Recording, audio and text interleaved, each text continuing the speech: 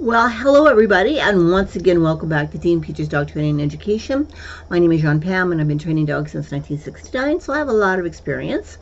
I also, at this time, have 8 dogs in my pack, and their mixes are as follows: Border Collie, Jack Russell; Pit Bull, Jack Russell; Pit Bull Lab, Catahoula, Australian Cattle Dog, and Catahoula Foxhound. And I'm sorry. And also I have a Rhodesian Ridgeback and Egyptian Pharaoh Hound. So there's a lot of different varieties there, a lot of different mindsets, and a lot of different breeds and different personalities that I work with. That's within my own pack. So what I would like to talk real quick about today is the fact that I do a lot of videos on e-collar training, and I just want to clarify something. An e-collar is not my go-to tool, and it absolutely is not.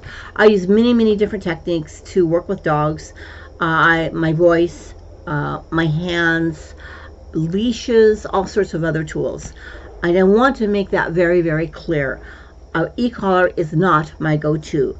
The main reason I use e-collars is for recall, or keeping my dogs out of possible danger, such as getting into the garbage and getting into chicken bones, or climbing on my counters, and there are things on counters like knives, or just basic stuff like that.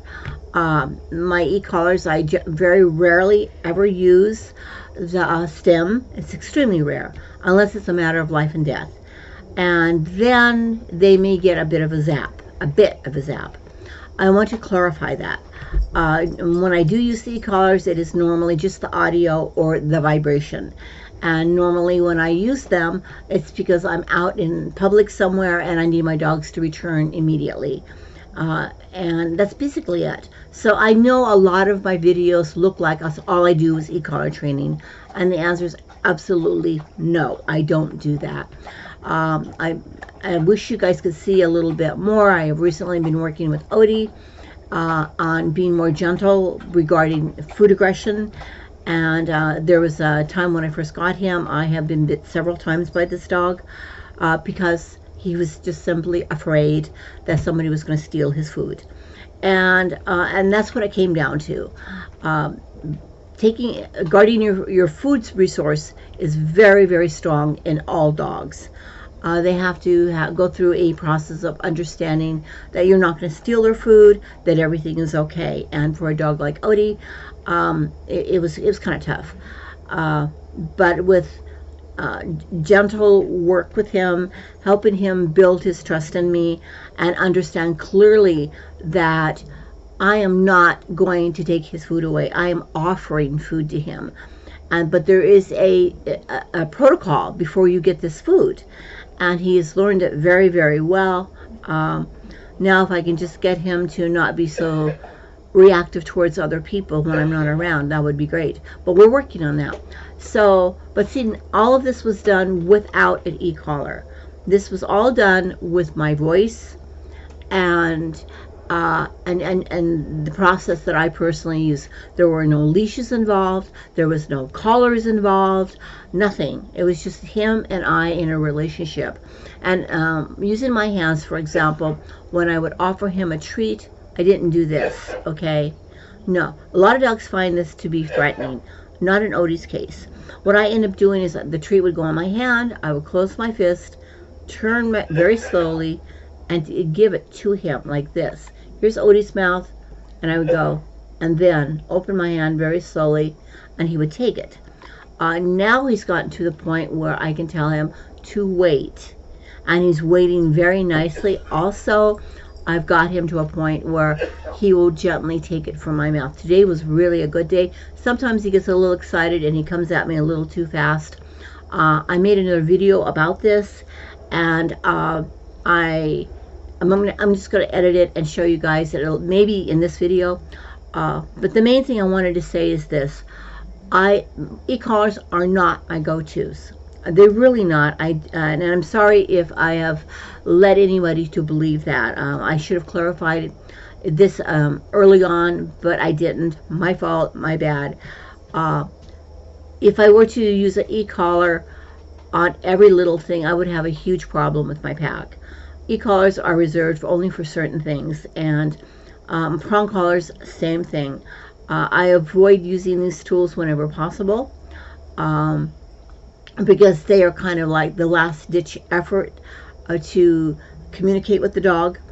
I use all kinds of other things, mainly my voice and my hands, to help them understand. I use a ton of positive reinforcement. I am not purely positive, otherwise I would not be using these tools as needed.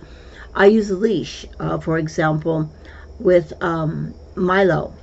He is learning very clearly about pulling on the leash. He doesn't need an e-collar or a prong collar. Basically, all I do is I loop his leash, so that way it acts kind of as a slip collar. At the same time, I have him on his leash connected to his regular flat collar. He gets it, and he's gotten really good about not pulling. He does occasionally, but then I can just tug a little bit on the leash and he's cool. Odie gets really focused, and I have to be, he's almost to a point where I feel like I have to put a prong collar on him again. Now, the size of prong collar is only about that big. Can you guys see that? It's not one of those big ones. It's a very small prong collar. Just so he kind of remembers. I also use my foot and my leg to block his way. I use my voice to correct his unwanted behavior. And I'm very consistent about that. I mean, that's part of dog training. You've got to be consistent. And the dog has to clearly understand what you want. I would never apply a prong collar on a dog unless the dog was very, very, very clear about what is being asked out of it. Now, I made a video a couple of days ago, and it was just like all over the place regarding the collars and stuff. And I was trying to tell you guys about these collars and this kind of content right now that I'm presenting to you. Unfortunately, my dogs were constantly getting in the way. They wanted to be very much a part of the video, and so what I've decided to do is go ahead, I'll make another one, and I'll explain that this here video was actually part of a different video. And so you hear me talking on it, please disregard most of what I'm saying, because this is the video that has that content. I just basically wanted to show you the kind of a relationship that I have with my dogs. My dogs are very loving. They love me to death. And maybe I'll include it in this video. Yeah, maybe I'll do that.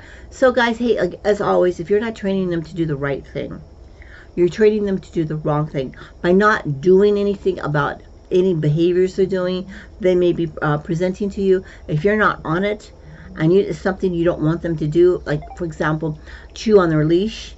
If you let them chew on their leash, to them, that means it's okay to do that. You need to get, do something about it. If you're not acting on what you don't want them to do, then you're giving them permission to do the very thing you don't want them to do. It's not the dog's fault. You're the human. Be on top of it. Guys, thanks so much for watching. And I may or may not go ahead and include part of yesterday's or the day before's video that I was making about the fact that I don't go directly to e-collars for everything. It's just so you can see the actual relationship that my dogs have with me. I just might do it, but if I don't, understand, because there's a lot of editing to do. Alright guys, have a great day, and I hope all is well. And if I don't add that to this video here, I hope everything is going really well with you and your dog. Thanks again, and we'll see you guys later. Bye-bye.